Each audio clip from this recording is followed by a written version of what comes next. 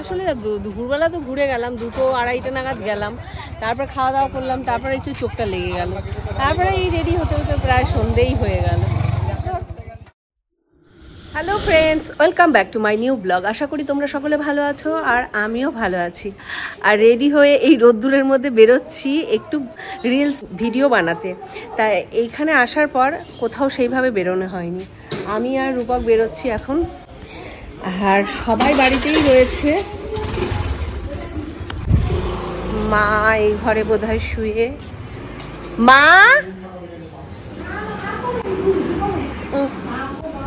মা কোথায় কে জানে, জানি না, প্রচুর রোদ্দুর, জানি না আদৌ কতগুলো ভিডিও বানাতে পারবো।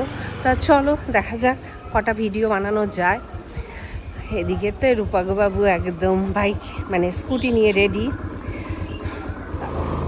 আর বাইরে প্রচুর রোদ্দুর বন্ধুরা, মানে যেহেতু বেলা হয়েছে, মানে প্রায় 12টা 15 বাজে, তা সেই কারণে বাইরে প্রচুর রোদ্দুর। আর মাসি গেছে খাটায়। তা আমরা জানি না কোন দিকে যাব। ভাই যদিও রূপককে বলে দিয়েছে কোন দিকটায় গেলে ভালো হবে, তা সেই দিকটাই হয়তো আমাকে নিয়ে যাচ্ছে। তা চলো যাওয়া যাক। আর বাইরে রোদ্দুর দেখে বুঝতেই পারছো, দেখো বন্ধুরা, অসম্ভব সুন্দর। মানে আমার তো খুব ভালো লাগছে। মানে আমি এইরকম মানে ভিউজে এর আগে ভিডিও বানাইনি, এই লাইনটা আমার প্রথম হবে। তা গ্রামের মতো পরিবেশ কিন্তু আর কোথাও পাওয়া যায় না। হ্যাঁ, বলতে পারো যে শহরের মানুষরা যারা থাকো তারা হয়তো বলতে পারো যে পরিষেবা ভালো নয়, তবে এখন গ্রাম শহর বলে কোনো কথা নেই, পরিষেবা সব জায়গায় কিন্তু সমানভাবে ভালো হয়ে গেছে। গ্রাম বলে আর কিছু। আর এদিকে দেখো বাঁশবাগান, চারিদিকটা শুধু দেখো। আমি তোমাদের ভিউজটা দেখানোর জন্যই বেরিয়েছি।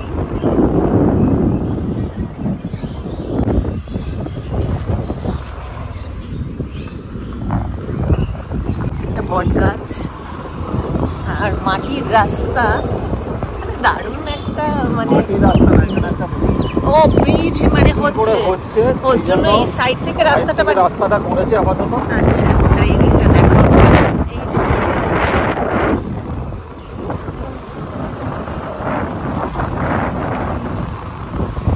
বাড়ি চলে এসেছি। বাড়ি চলে এসে মানে সবাই ফোন করছিল, দিদি কখন আসবে, দিদি কখন আসবে। ভাই রান্না করছে চিকেনটা। ভাই এতগুলো চিকেন তো নাড়তে নাড়তে হাতিয়ে গেছে। তা আমি বললাম তুই একটু বস, আমি একটু নেড়ে দিই। তা পুরো মাংসটা কিন্তু ভাই রান্না করছে। আর ভাইয়ের কাছে চিকেন বলে কথা হোক, আজকে দুপুরে জমিয়ে খাওয়া। আজকে কি ঝোল না কষা? কষাই হবে, মানে আধা কষা আধা ঝোল। হ্যাঁ একদমই তাই। আর ওদিকে মা আর মাসির জন্য হচ্ছে ডিমের কারি, আর ভাত মনে হয় হয়ে গেছে। আচ্ছা, এই ওভেনটা চলছে না, সামনে কিছু বসাবি? বসিয়ে দেবো।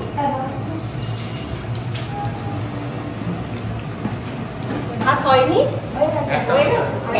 ও আরেকটা বসাচ্ছে। আসলে লোক অনেক বেশি, একারই ভাতে হবে না। আজকে কারা আসছে আবার নাকি? ছেলেরা আসছে, ছেলে আবার দিদারা আসছে। তোর ব্লগটা দেখে যদি মনে হয় বা তোর রিল দেখে যদি মনে হয় তুই বুড়ি হয়ে গেছিস, তারা যেন তোর ব্লগ না দেখে। কারণ তোর ব্লগটা দেখে কেন বলতো, তোর ব্লগটা ভালো লাগে, এই জন্যই তারা দেখে।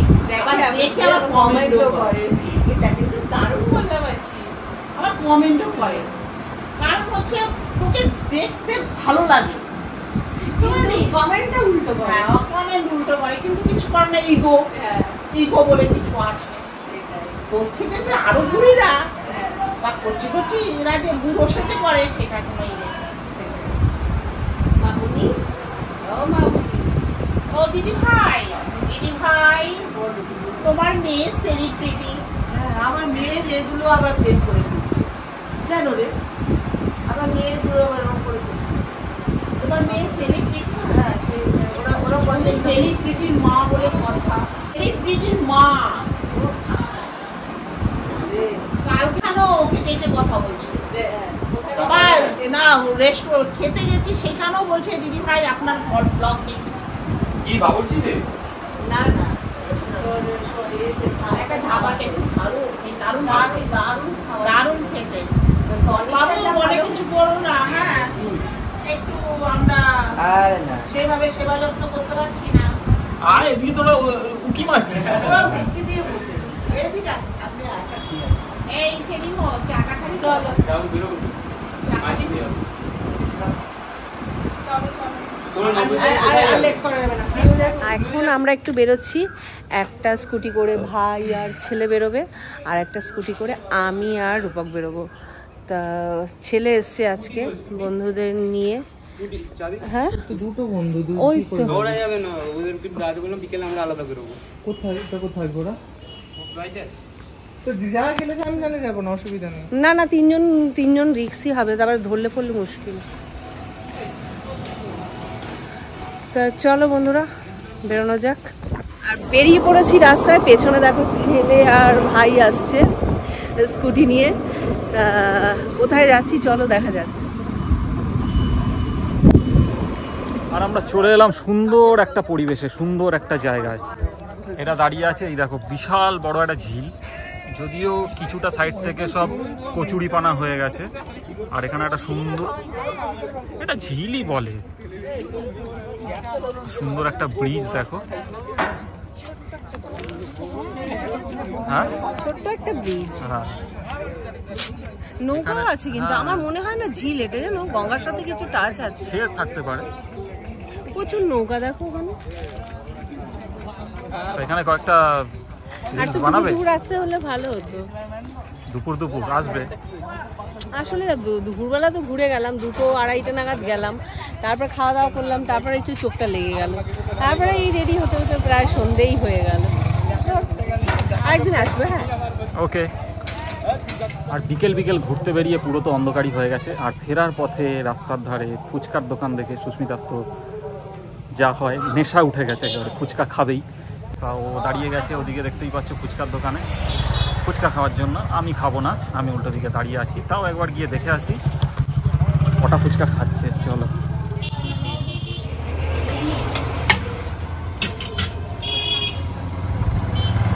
কটা খাচ্ছ? কটা খাচ্ছ? একটা খেলাম। সবে একটা? এতক্ষণ ধরে?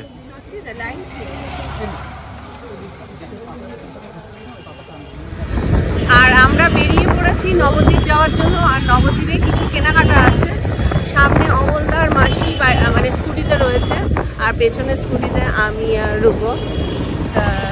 চলো যাওয়া যাক।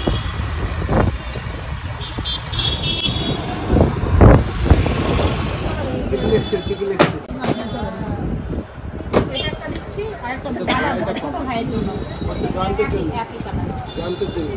ছোট ভাইয়ের জন্য, মেজো ভাইয়ের জন্য এরকম। মেজো ভাই তো চেহারা ছোট, সেটা একমাত্র জয়েন করবো।